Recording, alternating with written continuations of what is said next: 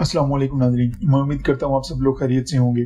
ناظرین، سینئر صحافی اور کالم نگار حامد میر اپنے کالم نیا متبادل میں لکھتے ہیں کہ اکثر بڑے لوگ عروج پر پہنچنے کے بعد یہ سمجھنے لگتے ہیں کہ ان کا کوئی متبادل نہیں۔ جب کسی لیڈر کو یہ گمان ہونے لگے کہ اس کی قوم کے پاس اس کا کوئی متبادل نہیں تو ایسی خوش فہمی میں زبان لڑکھڑانے لگتی ہے، سیاسی مخالفین کے بارے میں نامناسب زبان استعمال کی جانے لگتی ہے، اور اگر کوئی خیر خواہ اچھا مشورہ دے تو نجی محفلوں میں اس کے متعلق ایسی زبان استعمال ہونے لگتی ہے جو اکثر عروج کے زوال کا باعث بنتی ہے۔ ناظرین، ہماری سیاسی تاریخ میں بھی ایسے کئی بڑے لوگ گزرے ہیں جنہوں نے خبطِ عظمت کا شکار ہو کر یہ سمجھا کہ اب قوم کے پاس ان کے سوا کوئی اور چارہ نہیں، اور پھر انہوں نے ایسی غلطیاں کی جن کے نتائج بہت تباہ کن تھے۔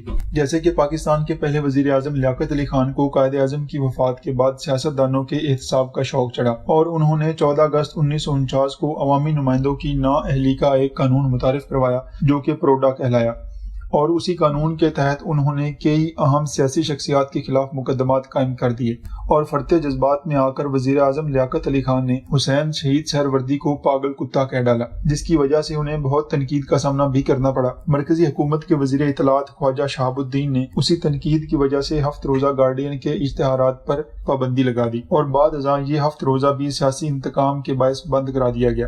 یوں لیاقت علی خان قائد اعظم کی مسلم لیگ کو متحد رکھنے میں ناکام ہو گئے، اور بہت سی اہم شخصیات نے قائد اعظم کی مسلم لیگ سے الگ ہو کر اپنی اپنی پارٹیاں بنا لی، اور یوں قائد اعظم کی مسلم لیگ کے کئی ٹکڑے ہو گئے۔ لیاقت علی خان کے قتل کے بعد مرکزی مسلم لیگ اور بھی کمزور ہو گئی۔ ناظرین، ہماری سیاسی تاریخ میں ایک دور ایسا بھی تھا جب سکندر مرزا یہ سمجھتے تھے کہ وہ پاکستان کے لیے ناگزیر ہیں۔ سکندر مرزا پاکستان کے چوتھے گورنر جنرل اور پہلے صدر تھے۔ انہوں نے army chief general Ayub Khan کے ساتھ مل کر پاکستان کے 7ویں وزیر اعظم ملک فیروز خان کی حکومت کو ختم کر دیا۔ کچھ عرصے بعد ایوب خان نے سکندر مرزا کی حکومت کا بھی تختہ الٹ کر مارشل لا لگا دیا اور سیاسی جماعتوں پر پابندی لگا دی۔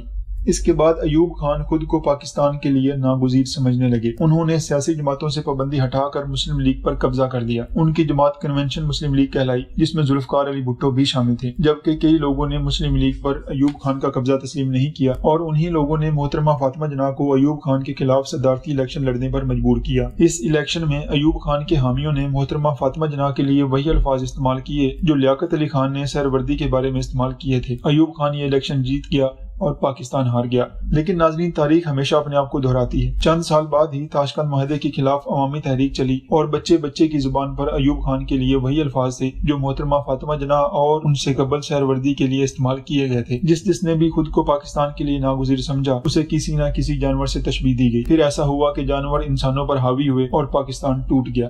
1971 میں بچا کچا پاکستان ہی دراصل نیا پاکستان تھا، لیکن کسی نے بھی تاریخ سے سبق نہیں سیکھا، بلکہ ماضی کی غلطیوں کو دہرایا جانے لگا، اور ملکی سیاست میں کئی نئی پارٹیاں اور نئے گروپ بن گئے۔ اس وقت پاکستان میں 3 بڑی سیاسی جماعتیں ہیں: تحریک انصاف، مسلم لیگ نون اور پیپلز پارٹی۔ تحریک انصاف میں بھی کچھ لوگ اپنے آپ کو پاکستان کے لیے ناگزیر سمجھنے لگے ہیں۔ 2 سال کی مایوس کن کارکردگی کے باوجود اپوزیشن جماعتیں تحریک انصاف کو ٹف ٹائم دینے میں ناکام ہیں۔ ایسی صورتحال میں کچھ پرانے مسلم لیگیوں نے اس بات پر غور شروع کر دیا ہے کہ کیوں نہ مسلم لیگ نون، مسلم لیگ کاف اور مسلم لیگ فنکشنل کے علاوہ دیگر چھوٹے گروپوں کو متحد کر کے ایک نئی مسلم لیگ بنائی جائے۔ لیکن ناظرین، ضرورت اس امر کی ہے کہ پارٹی کو شخصیات کا تابع نہ بنایا جائے، بلکہ شخصیات کو پارٹی کا تابع بنایا جائے، تاکہ کچھ بڑے لوگ جو خود کو پاکستان کے لیے ناگزیر سمجھنے لگے ہیں ان کی غلط فہمی دور ہو سکے، اور کسی اور کے دماغ میں بھی ایسا کوئی وہم پیدا نہ ہو سکے۔ ناظرین، یہ تھی میری آج کی ویڈیو۔ میں امید کرتا ہوں آپ کو پسند آئی ہوگی۔ ایسی مزید ویڈیوز کے لیے میرے چینل کو سبسکرائب کریں، لائک کریں، اور اپنی رائے کا اظہار کمنٹ باکس میں کریں۔ بہت شکریہ ناظرین۔